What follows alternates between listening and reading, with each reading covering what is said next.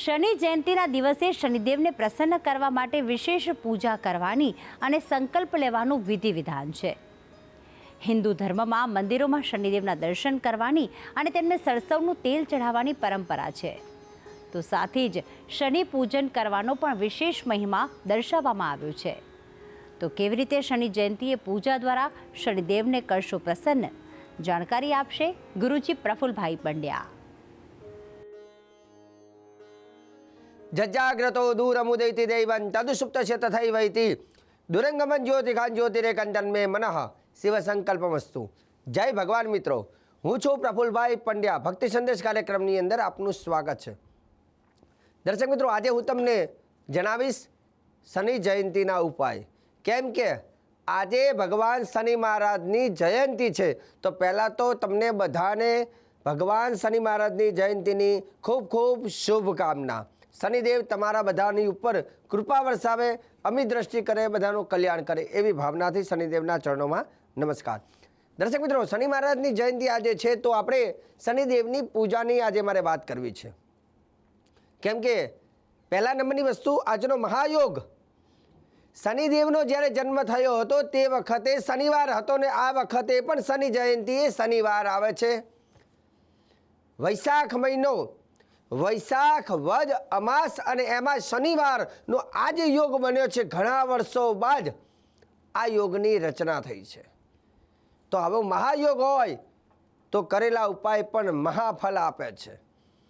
તો આજે ભગવાન શનિદેવનો જન્મ છે, તો આજે આપણે શું કરવું જોઈએ? શનિદેવની પૂજા કરવી જોઈએ.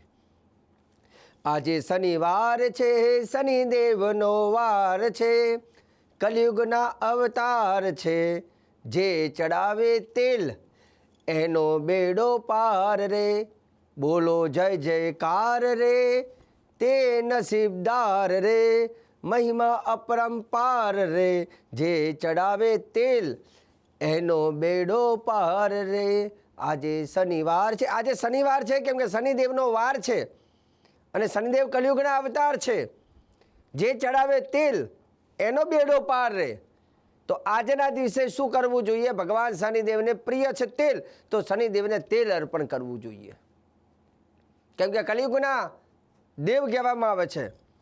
કલિયુગની અંદર કર્મ ફલદાતા, જેવું કર્મ કરે છે એવું કર્મનું ફલ આપે છે. શનિદેવના એવું કહેવાય છે કે દ્રષ્ટિમાંથી કોઈ બચી શકતું નથી, ચાહે દેવ હોય, દાનવ હોય, માનવ હોય કે યક્ષ હોય કે ગંધર્વ હોય, પણ શનિદેવને કર્મફળદાતાની પદવી આપેલી છે. એટલે જે વ્યક્તિ શનિની દ્રષ્ટિમાં આવે છે એ બધાને શનિ મહારાજની અસર થાય છે.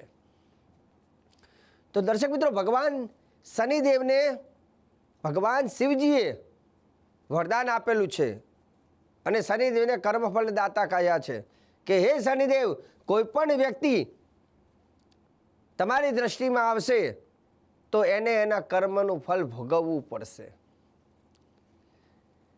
ભગવાન શિવજીને એક વખત વિચાર આવ્યો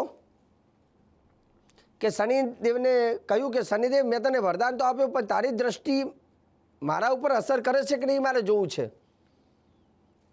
શનિદેવ કે ભગવાન, તમે વરદાન આપ્યું છે તો અસર તો કરશે. ત્યારે ભગવાન કહે છે કે હું જોઈશ ક્યારે અસર કરે છે. એક વખત જ્યારે શિવજી ઉપર એવું કહેવાય છે કે શનિની દ્રષ્ટિનો જ્યારે ટાઈમ આવે છે, ત્યારે નારદ મુનિ આવીને કહે છે ભગવાનને કે ભગવાન, શનિદેવની દ્રષ્ટિ તમારી ઉપર હવે પડવાની છે. ભગવાન કહે છે કે શનિદેવની દ્રષ્ટિ મારા ઉપર પડશે જ નહીં. શિવજીએ શું કર્યું? શનિદેવની દ્રષ્ટિ પડે એ પહેલાં જ કૈલાસમાંથી નીકળી ગયા અને નંદીનું સ્વરૂપ લઈ અને ફરવા લાગ્યા. દ્રષ્ટિપતિ પછી ભગવાન શિવજી આવીને પાછા બિરાજમાન થયા. શનિ કે બોલો પ્રભુ, મારી દ્રષ્ટિ પડશે તો તમારું અનિષ્ટ થશે. મારું તો કંઈ અનિષ્ટ થયું નહીં, હું તો એમને એમ જ છું, તારી અસર મને થઈ નહીં. ત્યારે શનિદેવ ભગવાનને કહે, હે ભોળિયાનાથ, મારી અસર તમને થઈ. તો કે કઈ રીતે? તો કે મારી દ્રષ્ટિ જ્યારે તમારી ઉપર પડવાની હતી એ પહેલાં જ તમે કૈલાસ છોડીને નંદી બન્યા. મતલબ તમારો પરિવાર, તમારું ઘર છોડીને તમે કૈલાસને છોડી દીધું અને તમારે બીજું સ્વરૂપ લઈને ભટકવું પડ્યું. આ જ મારી શનિની દ્રષ્ટિનો અસર છે. એટલે ભગવાન ભોલેનાથ પ્રસન્ન થયા. વાહ શનિ વાહ. મતલબ શનિની અસરથી કંઈ શનિ આવીને પ્રત્યક્ષ નથી નડતો, પણ માણસના સમય બદલાય છે, એની પરિસ્થિતિ ખરાબ થાય છે. તો આજે શનિદેવની જયંતિ છે, તો આજે આપણે શું કરવા જોઈએ ઉપાયો? તો તો આજના ઉપાય જે છે દશરથ રાજાએ જે ઉપાય કર્યા હતા એ દશરથ રાજાના ઉપાયો આજે હું તમને કહીશ, કેમ કે દશરથ રાજાએ સ્વયં આ શનિદેવના ઉપાય કરેલા છે તે હું તમને જણાવીશ. પણ આજના દિવસે કઈ કઈ બાબતનું ધ્યાન રાખવું? આજના દિવસે શક્ય હોય તો સ્નાન કરતી વખતે કાળા તલ પાણીમાં નાખીને સ્નાન કરવું. બીજા નંબરની વસ્તુ, વૃક્ષની પૂજા કરવી હોય તો સમીનું જે વૃક્ષ છે શનિદેવને બહુ પ્રિય છે, સમીના વૃક્ષની 7 પ્રદક્ષિણા કરવાની. સફેદ રંગનો સૂતરનો દોરો લઈ 7 પ્રદક્ષિણા કરી અને વૃક્ષની નીચે સરસવના તેલનો દીવો કરવો અને ઓમ સમ શનિશ્ચરાય નમઃ મંત્ર બોલીને સમીના વૃક્ષને પગે લાગવું, કેમ કે શનિદેવને બહુ પ્રિય છે સમીનું વૃક્ષ. જો શક્ય હોય તો આજના દિવસે આ 10 નામની એક માલા એટલે 10 નામની 10 માલા ચોક્કસ કરજો. અને આ કરવાથી એવું કહેવાય છે કે શનિદેવે કીધું છે દશરથ રાજાને કે જે 10 આ નામ, હે દશરથ રાજા તમે જે 10 નામથી મને સંબોધિત કર્યા છે, આ 10 નામ જે માણસ બોલશે એવું કહેવાય એને ક્યારે પણ શનિ મહારાજની પનોતી અસર નહીં કરે. તસ્ય પીડા વિનિશ્ચિતી, એને ક્યારેય શનિદેવની પીડા નહીં રહે, શનિદેવનો દોષ નહીં રહે, હંમેશા શનિ પ્રસન્ન રહેશે, આવું શનિ મહારાજ કહે છે. તો એ 10 નામ જે છે તમે લખી લો, કેમકે આ 10 નામની 10 માલા આજે ચોક્કસ કરજો. બીજું વધારે ન થાય તો કંઈ નહીં, પણ આટલું તો ચોક્કસ કરજો. જેમાં શનિદેવના 10 નામમાં પહેલું નામ છે ઓમ કોણ સંસ્થાય નમઃ. લખી લેજો જરાક, પહેલું બહુ મહત્વના નામ છે. પહેલું નામ છે ઓમ કોણ સંસ્થાય નમઃ. બીજું નામ ઓમ પિંગલાય નમઃ. ત્રીજું નામ ઓમ બભ્રુ રૂપાય નમઃ.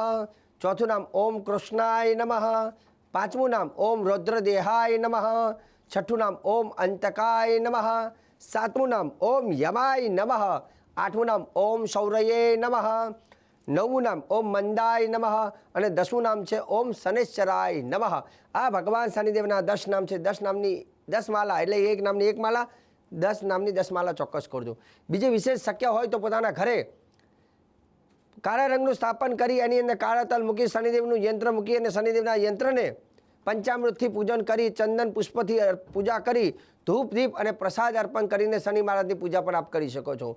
આજુબાજુમાં ક્યાંક મંદિર હોય શનિદેવનું તો મંદિરે જઈ શનિદેવને નમસ્કાર કરી, સરસવના તેલનો દીવો કરી શનિ મહારાજને તેલ અર્પણ કરજો, ફૂલનો હાર અર્પણ કરજો, પ્રસાદ અને ધૂપ અર્પણ કરી શનિ મહારાજને પ્રાર્થના કરજો. ઓમ સમ શનિશ્ચરાય નમઃ, ઓમ સમ શનિશ્ચરાય નમઃ મંત્રથી ભગવાન શનિદેવની પૂજા કરજો. કેમ કે શનિદેવનો મંત્ર છે ઓમ સમ શનિશ્ચરાય નમઃ. શનિશ્ચરાય નમઃ. શનિશ્ચરતી શનિશ્ચર, શનિશ્ચર એટલે ધીમે જે ચાલે છે એને શનિશ્ચર કહેવાય. ઓમ શનિશ્ચરાય નમઃ આ મંત્ર શનિદેવનો છે. તો આજે ભક્તિ સંદેશ કાર્યક્રમની અંદર સરસ મજાની મેં જાણકારી આપી છે અને ભક્તિ સંદેશ કાર્યક્રમ સદૈવ તમારો પોતાનો કાર્યક્રમ રહ્યો છે.